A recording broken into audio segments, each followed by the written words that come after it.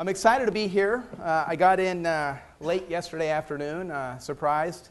It was a little chilly. I live in Phoenix, Arizona, and so it took me a little adapting as I was standing out waiting for the hotel shuttle to come pick me up. But I'm delighted to be here tonight, and I want to thank you for investing your time in coming to this event. I know there's a lot that went on to put this in, and we're going to have a lot of fun over the next hour. As he mentioned, our book is called Attack Your Day Before It Attacks You, and we say that the new time management today is activity management. Because we don't manage time at all. In fact, we never have. What we do is we go from one activity to the next. From the moment that we wake up until we go to bed, we're going from one activity to the next all day long. And if you were to actually track everything that you do, from the moment you wake up, you brush your teeth, you eat, you get dressed, you check your email on your BlackBerry or your iPhone, you drive to the office. By the time you get to your office, you've already done 15 to 20 different activities. And it's these things that come up during our day that pull us in different directions. It's no wonder that we don't get all the things that we set out to do on our activity list. So, as we get into it, we're going to play a game. So if you have the handout, if you don't have the handout, raise your hand. We'll get one to you. Keep your hand up and we'll bring one to you. And here are the rules. You're going to need a pen or a pencil, and here's what we're going to do. I'm going to give you 60 seconds. It's a timed exercise. And in the 60 seconds, I want you to circle in order 1 to 100, or as high as you can go in the 60 seconds. Now, you've got to circle them individually. You can't just put one giant circle around the page. I've had people do that. But circle them individually. Do you need a pen? Do we have a couple pens so we can loan them? I'll loan these to you, but I need them back because they're prizes. There's 3 of them. We're coming right here to these guys. Watch my pens. All right. Okay, so as soon as I say go, I'm going to give you 60 seconds, and we're going to circle in order on that page of all the numbers. So open up your handout to the first page. I'll get some pens, right? Yeah. And we're going to circle in order 1 to 100, okay? Now we've got a couple people that are waiting for pens. Yeah? We clear? Are we clear on the instructions? Okay, 60 seconds. We need a pen. We're going to do it again, so. Yeah. All right. On your mark, get set, go. All right, time's up. Stop. I know that 60 seconds sure went fast, didn't it? But I've got good news. We're going to do it again towards the end of the presentation. So by show of hands, how many people circled at least 10? And keep your hands up. If you look around the room, just about everybody. What about 15? And keep them up. 20? Anybody get 20 or high? 25. So we got, 20. What did you, how did you do? 20. Okay, 20 is the highest number. Give yourselves a round of applause. We're going to do it again. Thank you for the pens. Now, when we do it again, next time I'm going to give you some instructions. I'm going to give you some instructions. And I promise you that you'll do better next time. So I would just like to open up now by sharing with you a quick personal story. As Rabbi Wordy said, my dad and I wrote this book. And we worked on this book for a long time. In fact, my dad got started on the book back in 2005, believe it or not. And we had to put it on the shelf for a little while. My dad got sick. And he was diagnosed with terminal cancer. And the day that I'm going to share with you was a day that I'll never forget. It was 3 weeks before my father passed away. We were up in Snowbird, Utah. And one of his last things that he wanted to do is he wanted to get up to the mountains. He loved nature. And every chance he got, he would spend time up in the mountains. And he was in the industry for 25 years. Worked directly for Daytimer for 2 years of that 25 years. And so, against the odds, we got him up to Snowbird, Utah. And we were sitting on his balcony. We were just looking up at the mountain, and it was just a perfect day. I could close my eyes, and I could still picture that mountainscape. The sun was just off to the right, about 2 o'clock. There wasn't a cloud in the sky. There was a slight breeze, and on the mountain were aspen trees and pine trees. And if you've ever seen aspen trees are my favorite because the little leaves, if there's a slight breeze coming through, they flicker back and forth like this in the breeze. So you could see that all over the mountain. It was quiet, and we got a phone call. It was the front desk. They said, "Hey, we've got a package for Trapper." And I knew exactly what it was. See, I'd been working for about 2 months straight, trying to get the book done, and the publisher at that time worked with us, and they sent us the first pre-published copy, and I gave it to him. It was a total surprise. And he opened it up, and when he opened it up, he just pulled it up to page 9, and I want to share with you what he read. 3 incredible gifts. Getting down to the most basics of basics, you need to realize that each day we're given 3 incredible gifts. They are the gift of time, without which we cannot execute activities. The gift of personal energy, essential for doing activities. And the gift of choice to determine which activities we're going to do. Then he paused and kind of choked up a little bit, and he said, "You know, this cancer has taken away all 3 of these gifts from me. It's taken away my gift of time. I don't have much left. It's taken away my gift of personal energy. I just have none."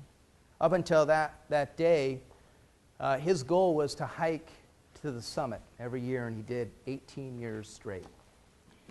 And the last one, it's taken away my gift of choice. I no longer can choose the activities that I want to do. Now, I don't know if you've ever experienced something like that, but how do you respond to that? We were just there, just being present and quiet, and I have to think about that day. After he left, it's a time that I think about because it gave me personally a new perspective on time. See, my dad and I had been traveling around the country teaching people about time management and work-life balance. But it was at that moment that gave me a perspective on time. It made me realize just how precious time really is. And it's unfortunate that many times in our life it takes something major like cancer, the loss of money, a disaster which happened with the hurricane last week for us to realize just how precious time is. So it's my goal here tonight in the short time that we're going to be together that I can share with you or give you a new perspective on time. To get you to perhaps think about time in ways you've never considered before. Then we're going to move into some tips and some strategies to be more efficient and more productive. So I'm sure that you'll agree with me when I say that times have changed. In fact, if you were to think back 5 years ago or 10 years ago, 15 years ago, we live in a very different environment. Would you not agree? It's primarily due to technology, right? The internet and the expectations of doing more with less. In a way, we've become compressors of life, trying to jam an unrealistic number of events and activities into our daily allotment of minutes. All of this has created what we call, and I didn't put that picture up, I slipped it in there at the last minute, so this is kind of bad timing, but my father's the one in the middle, in the tan. That's his friend Dave. But that was a picture that was actually taken that day that I just slipped in here at the last minute. So all of this has created what we call time compression, trying to experience more events per measurable period of time. And I want to walk you through a scenario. Maybe some of you will relate to this, some of you may not, but I struggle just like everybody. Even to this day, I still struggle with overwhelm. So it's Monday morning. I get up, I invest my time in the planning process, I make my list of 12 things that I'm going to do, and I begin my day. Then I get a phone call and an email, and next thing I know, it's 1 o'clock in the afternoon, and I look at my list, and not one thing has been crossed off. And I drop my shoulders and I say, where did the day go? I haven't got one thing done that I set out to do on my list, and I begin to feel stressed. Anybody ever feel like that sometimes? All right. So the next thing that happens, I regroup. I get back in. I start attacking those activities. I may get 1 or 2 things done, but by the end of the day, I'm driving home and I begin to get filled with anxiety because I start thinking about the things I have to do tomorrow in addition to everything that I didn't do today. I wake up on Tuesday, I start working my day, but I'm just trying to get this done so that I can get to this to get to here. And I'm never fully engaged. I'm multitasking, and it takes me even longer to get things done. And I'm feeling rushed, and the next thing I know, I'm completely overwhelmed. So overwhelmed where I look at all the things that I've got to do, not knowing where to go. Now, I don't know how you handle this if you get to this point of complete overwhelm. But when I'm this overwhelmed, the first thing that I think about or reach for is a vodka tonic. A vodka tonic. A L'chaim. No, I really don't, but I do think about it. Some of you may relate with my friend here, Jack. Look at Jack. Now notice what's going on in Jack's world. He's completely overwhelmed. He's got an urgent request from his boss. He's got tons of emails popping in, requests from his manager. He's up to his right armpits in alligators. But notice under his left elbow, he's got a small child. Now, how many people in here have children? All right, a lot of us. So Jack, just like all of us, faces this classic balancing act. How do I do this? How do I give my job, my business, the best shot I possibly can to ensure my upward mobility, ensure that I'm making money, still have time for my family, outside interests? The pressures are incredible. So the goal is to implement simple strategies that will help you to manage everything that you need to do so that you can avoid overwhelm. So we believe that the starting point is to recognize that there has been a paradigm shift. You've all heard the term paradigm before. It's simply a pattern way of thinking. And the old paradigm has us dividing our work and our personal life in two by an imaginary line. We separate our work and our personal life in two by that imaginary line, but you see, that doesn't work. When we try to separate the two, we set the two up in opposition to each other, and that's what drives stress up. And we're guilty, regardless of what side of the line we're on, because the other side is not getting our attention. And it's very, very frustrating. So, I want you to, in your handout, I have very few spaces for you to fill in the blanks, but this is one of them on the next page. It's work-life, what is it, separation? So you just put in the word separation. Now, the new way of thinking is what we call work-life integration. And work-life integration is simply living your most important life activities as one whole without artificial separation. In other words, it's alternating your work and your personal life activities around the clock in a way that makes sense. So you're integrating. And a lot of people, you've heard a lot of talk about work-life balance and big corporations that have tried to implement flex programs to give people work-life balance, which just simply doesn't work. We believe that work-life balance is possible through integration. So, we're going to focus on thinking about time and space. So forget about everything that you've learned in old time management workshops. I want you to begin to think about time and space, because each day you wake up, you're given 24 time boxes. 24 hours or 24 time boxes in which you have the opportunity to pack full of activities. So it's the activities that rule, not the clock. Now, in our workshops, we teach 5 skills. And if you've started to read the book, we teach 5 skills in the book. And tonight we have time to go into the first 2 skills. And the first skill is the skill of choosing, perhaps one of the most important skills that you can learn. And as you leave tonight, I'm going to share with you a technique that you can immediately apply to your life, both your work and your personal life, that can have a big impact if you choose. So we like to use metaphors. We believe that if you use metaphors, it's easier to learn. So the metaphor that we use for the skill of choosing is a traffic light. Now, we all know what we do when we come up to a red, when we're driving. What do we do when we hit a red light, right? Speed up. We speed up. No, we stop, right? We stop automatically. We've programmed ourselves to stop at red lights. We don't even have to think about it. So we're going to say that if you have a red activity that comes to you during your day from somebody else, you have to stop, go take care of that. That's what we do with reds. We call them vital and urgent. They're the things that require an immediate response. Usually when they come to us from other people, it throws us into what we call, we've tied a human emotion to each color, and the human emotion for red is upheaval. I don't know about you, but I know that if I'm going about my business, working on my list, and then all of a sudden I get a phone call from somebody, maybe it's a customer or a co-worker that needs something, or a family member and their car broke down, we have to go take care of that. It throws me into a state of upheaval, something I didn't plan on. And so, reds are vital and urgent.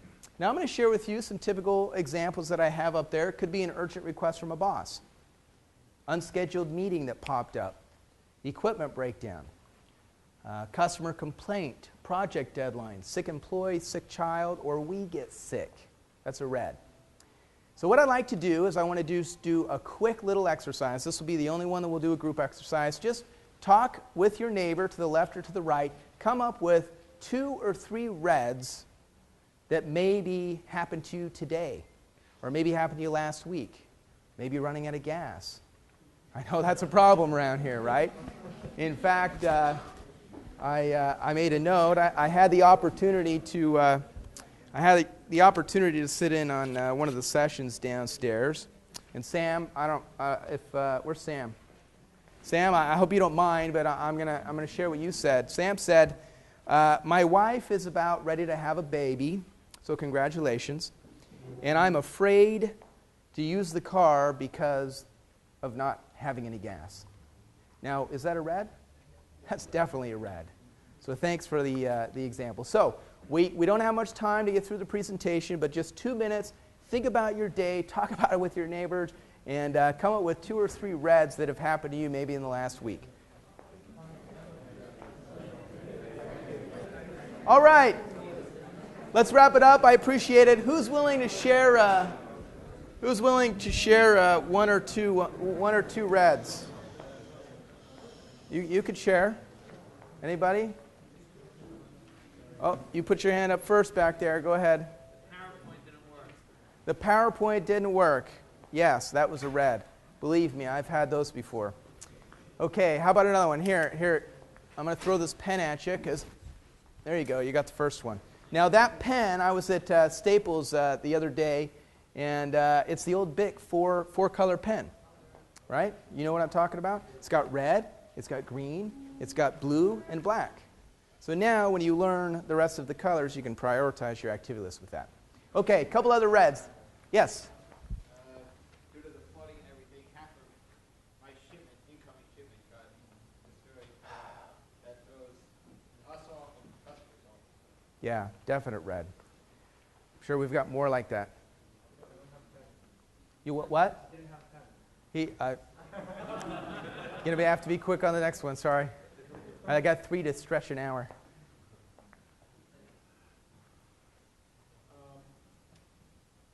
I was going out with some friends, and my brother called me, and his battery died. So I had to go out to jumpstart his car when he was online to pay gas. Oh boy.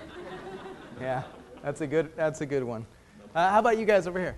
I work from home and I had guests last night. Uh-huh. This morning I didn't get anything done. You had some guests last night. You work from home. Yep. Yeah, I know. I've experienced that too. Any others over here? Okay. I was at a trade show representing my branch in my company. And after the trade show had already started, I found out that the other branches had representatives, so I had to work all of them. Oh. So I could get familiar with all of those. Yep. Right like that.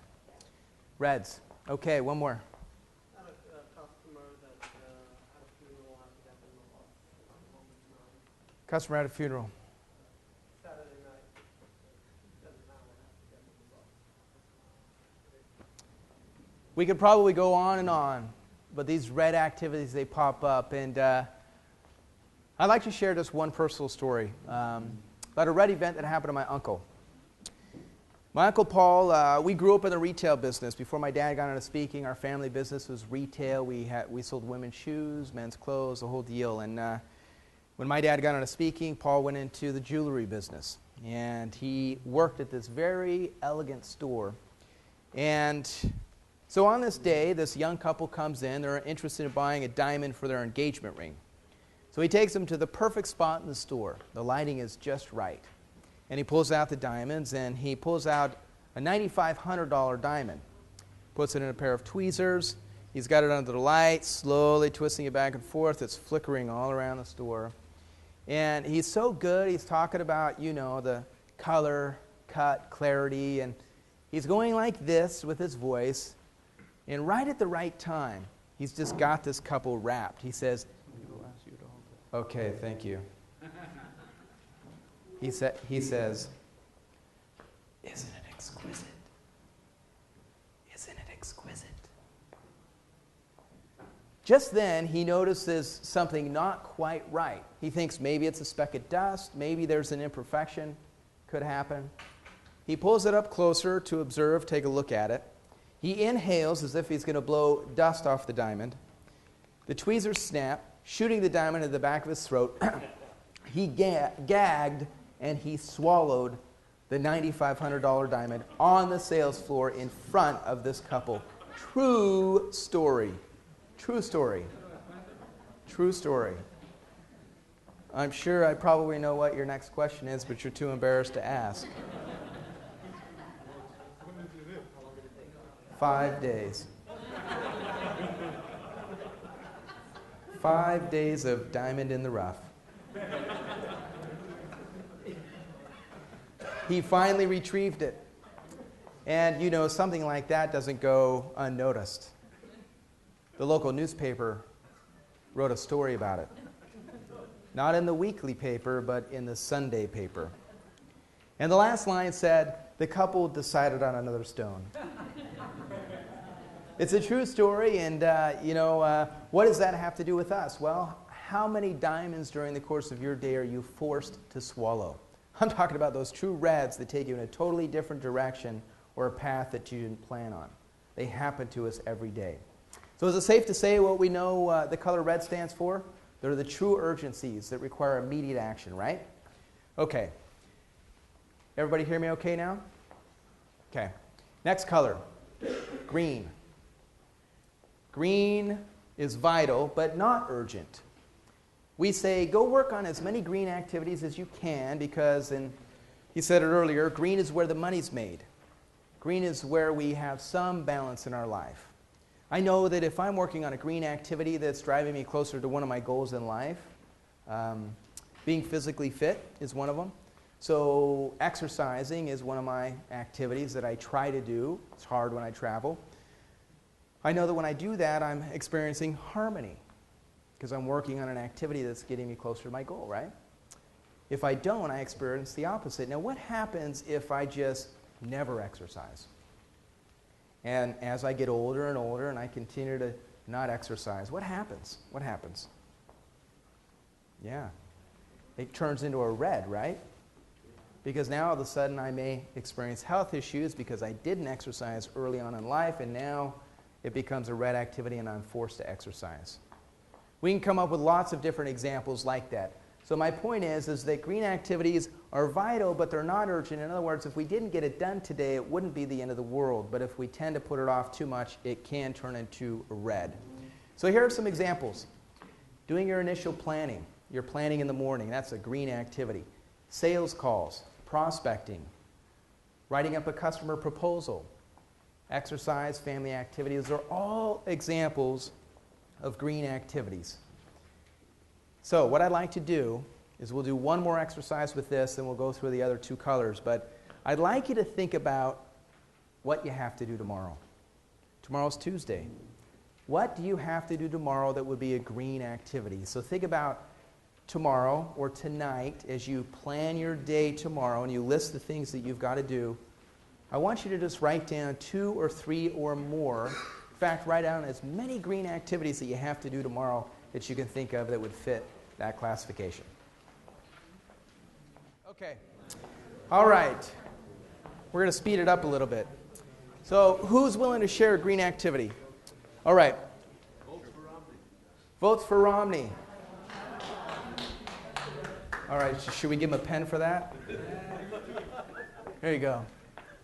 All right, just yell them out, yell them out. Green activities, what do you got to do tomorrow? Yes?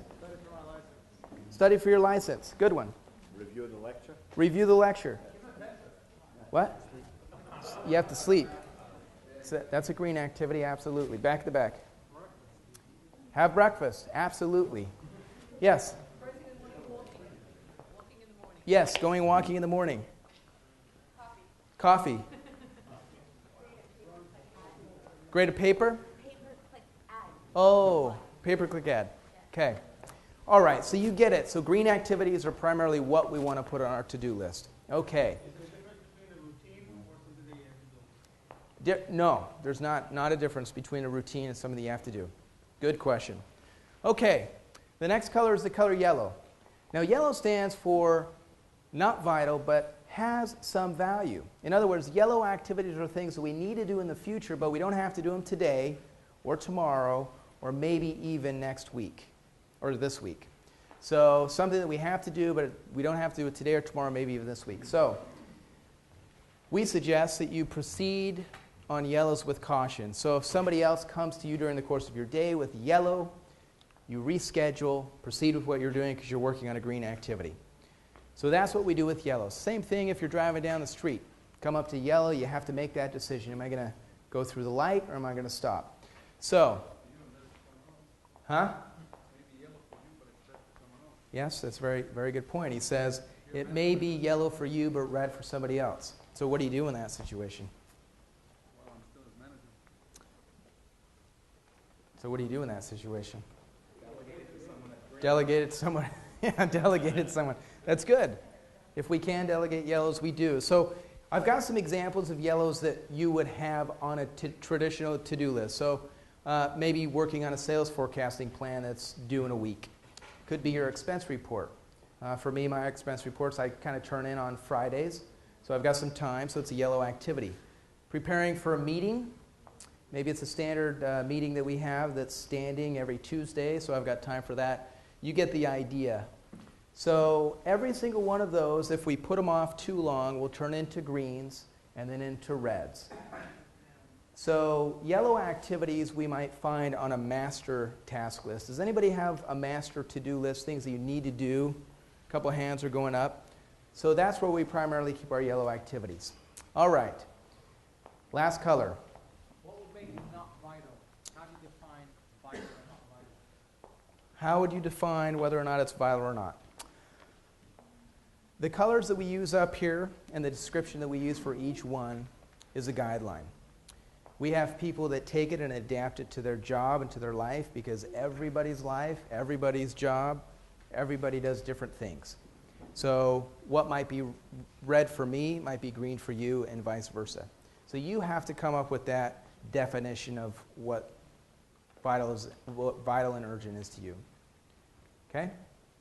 All right. One more color. The last color is gray. Now, gray stands for not vital, not urgent. We suggest that you don't waste any gray matter on gray events. If you do, you end up slipping into a state of trivia. Now, what would be some great examples of grays? Going on vacation? YouTube's a good one? Huh? Vacation. He says vacation is red, gray. It could be, like I said, whatever color. I think vacation is green. All right. A couple others. Yes? I take you back to yellow. You said it, you put an illusion here. Why is yellow referred to as an illusion? Okay, very good question. Why is a yellow? We're gonna skip back to yellow. He says, why did you put the human emotion of illusion with yellow? What happens when our phone rings? And somebody, for me, it's my mom. My mom calls me a lot. When my mom calls, it's usually a gray or a yellow. But what happens when the phone rings? I automatically think it's a red. Then I look at the caller ID.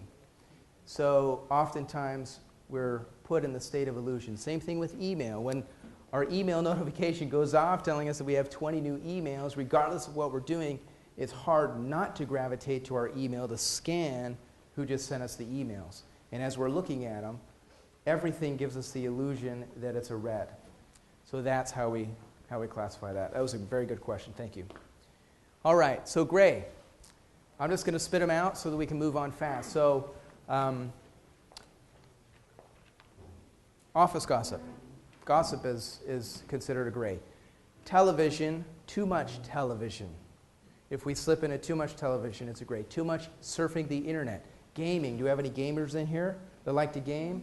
Okay, gaming can pull us into that state of trivia. Any other examples that I'm missing? Huh? Facebook. Facebook is huge. I'll admit, that was a really bad one for me. I have friends that, just get off it for 3 months.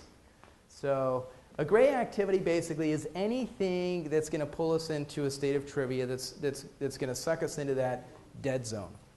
And so TV, the internet, social networking, Facebook, these are all these kinds of activities. Now, I'm not saying that it's bad because it's not. It's just you have to manage it. Too much of anything is not always a good thing. Okay, so those are the colors and that's what they stand for. So know when to stop, know when to go, when to use caution, and when to say no. Now, we're going to take this one step further. I'm telling you, if you decide to apply this skill of choosing and prioritizing with color, it can have a huge difference on your life. Here's why. The first thing that you do is you prioritize your list. Now, most people these days, they'll make a to-do list. They'll list the things that they've got to do, and that's about as far as they go. But to prioritize with color, all you have to do is write R for red, G for green, Y for yellow, and we never put grays on our to-do list. Those are just for reminders. So you can prioritize quickly. When people drop by your office or bump into you on the street, you usually get pulled into a conversation. What if in your mind, you don't want to speak it out loud, you ask yourself the question, what color is this? Or what color is this person? And then, when you determine that it's a gray or a yellow, you immediately try to end the conversation as politely as possible and proceed with what it is that you're doing. It's these things that pull us into, well, you know the typical one. Do you have just 5 minutes? I've got something very important I need to talk to you about. 2 hours later. Yes, and it can go on and on and on. That's the classic one. So phone calls, you can do it with text messages and email. Now, if you communicate on a regular basis with a lot of people through email, do we have people that communicate regularly with people? Okay. What if you got in sync with this way of prioritizing? And in the emails that you send to those people that you regularly communicate with, in the beginning of the subject line, all you do is put R for red, and that just simply means, hey, listen, I need a response as soon as possible. I put G for green. If I send it to you in the morning and it's got a G in it, then that means that I need this back by the end of business day or first thing tomorrow.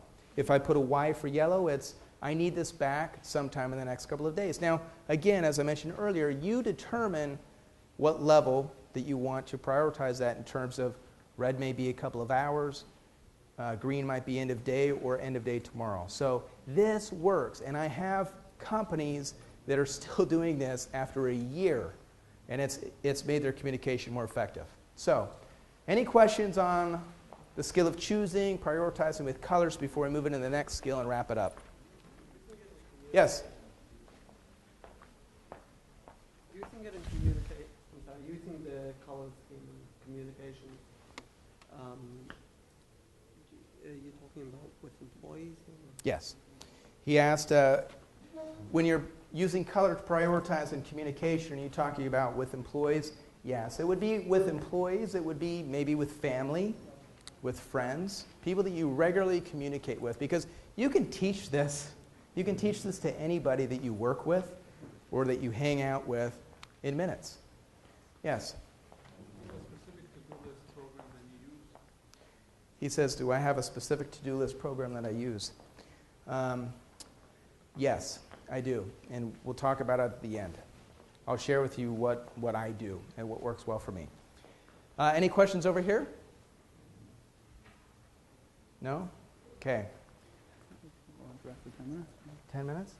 Yeah, he says 10 minutes. 10 minutes. Is that a red? Do you guys want a network? Are there cocktails at the networking counter? L'chaim. Okay. We're rolling right along. Skill of arranging. Okay? So my question to you is simply this. What's on your plate today? When we look at our day like that, where each one of those black dots signifies an event or an activity that we have to do, it's pretty overwhelming, isn't it? I don't know about you, but when I look at my day with all of those black dots or things that I have to do, some may take a few minutes, some may take a few hours. It's intimidating. I don't know where to begin, and most people begin their day like that, but you and I don't have to do that anymore. All we do is color our choices. Now, we know that we take care of the 3 yellows first, then we move into the greens. If we get done with the greens, we work on the yellows, and we push the grays right off the plate. Pretty simple, right? It works. Yeah, I know. What? Okay, so we'll wrap up in 10 minutes, but I want to share with you the 2 types of planning. So the right side signifies non-discretionary time. Now, you're already familiar with this. How many people in here use a calendar on a regular basis? Okay, we've got most everybody's hands go up. This is what we call our non-discretionary time. So if we schedule events or we schedule activities on the calendar, such as a specific time on a specific day, those things are pretty much set in stone. They're concrete, right? Unless something major happens that changes it. The other side is our discretionary time. So that's the rest of the activities that we have to do. So what we do is this becomes our main focus, and then we work on these activities in between our non-discretionary time. Does that make sense? All right, I need a volunteer. And with risk comes reward. Who will volunteer? Who put their hand up first? I'm sorry, I think you did right there. Okay. Now that you're an expert on prioritizing with color, and you can stand back there and do that, I'm just going to go down the list based on knowing what you know now. How would you prioritize these? So I'll kind of set the stage. So the first one is expense report. Today's Monday. It's due Wednesday in 2 days. What color is it? He said it's green.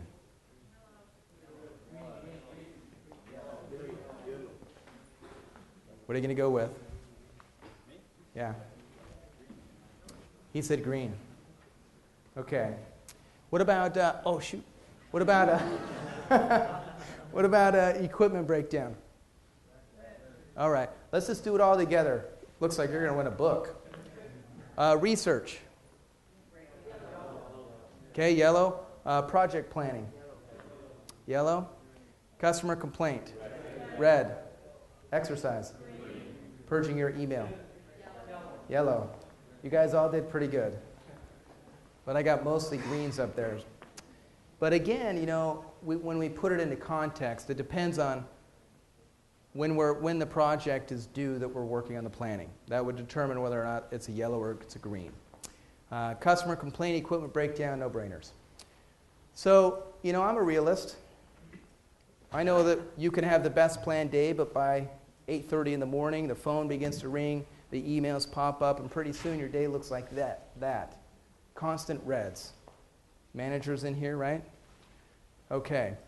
So, here's a reason why you need to start out your day with a plan. Begins by recognizing that there's 3 deadly planning mistakes. The first one is people attempt too much. I've seen people put so many things on their list to do today, it would take a week or 2 to finish those things. We're all overachievers. We all plan to do too much. The next one is that we don't allow time for interruptions. Is there a day that's gone by where you haven't had an interruption?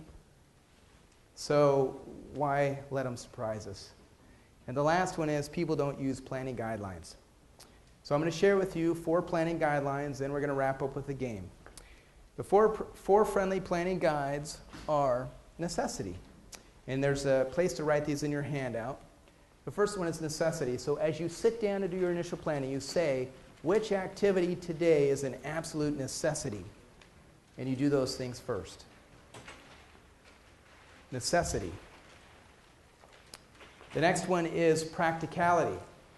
Who will I need to assist in the accomplishment of this task? So if it's something that you have to do that requires the assistance of somebody else, when are they going to be available? And you plan to meet it with them to do it then. So the first one is necessity, second one is practicality, the third one is efficiency. And that's simply combining your resources to get things done in the most efficient way. Combining your resources to get things done in the most efficient way.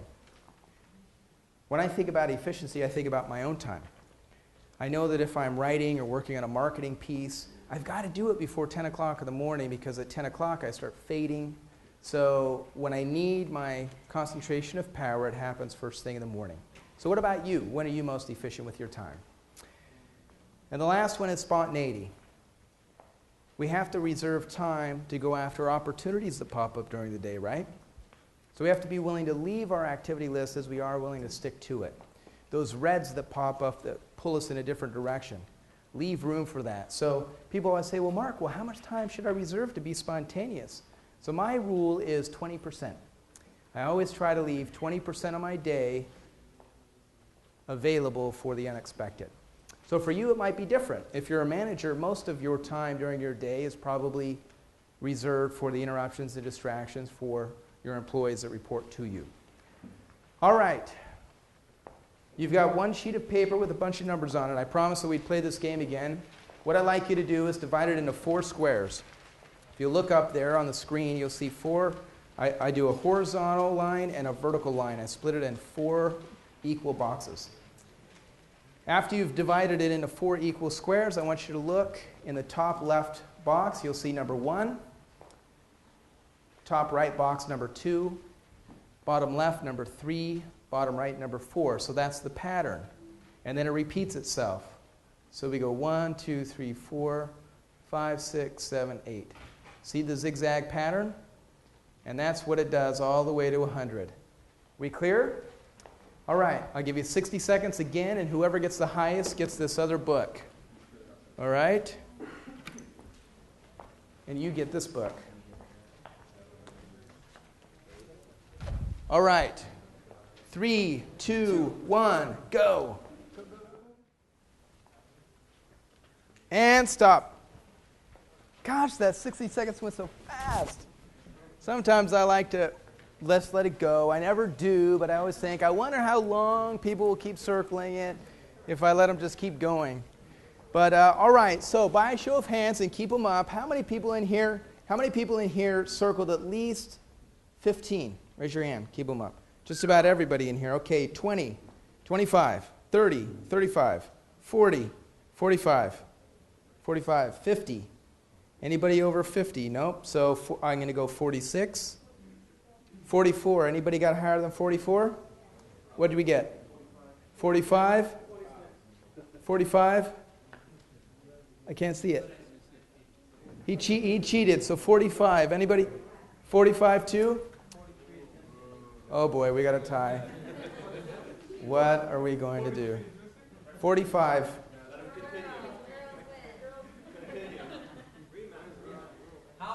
Pick a number between, actually I'm going to give you both a book because I have one extra one. All right? Thank you. Who is this, you? You? All right. Good job. Okay. I want to thank you for your time. And, I just want to point out 2 things. You took this game at the very beginning, right? And you did okay, but you didn't know what you were doing. You just started circling numbers, right? Now, most people do that in the beginning of the day. They have an idea of what it is they've got to do, and they just go into it. But the second time around, you had a plan.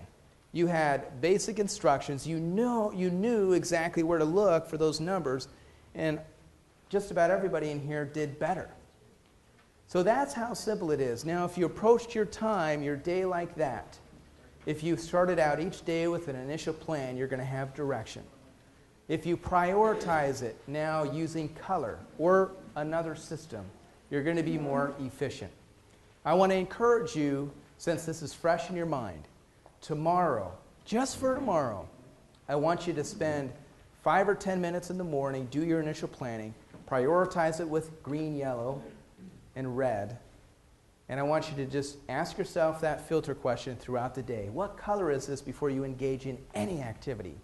And I promise you that by the end of the day, you'll get more done. You'll feel less stress than you usually do. If you apply these skills, these principles, you can accomplish just about anything in life that you want. It's the basic things that we do that add up to the big things. So thanks again for your time. I hope that you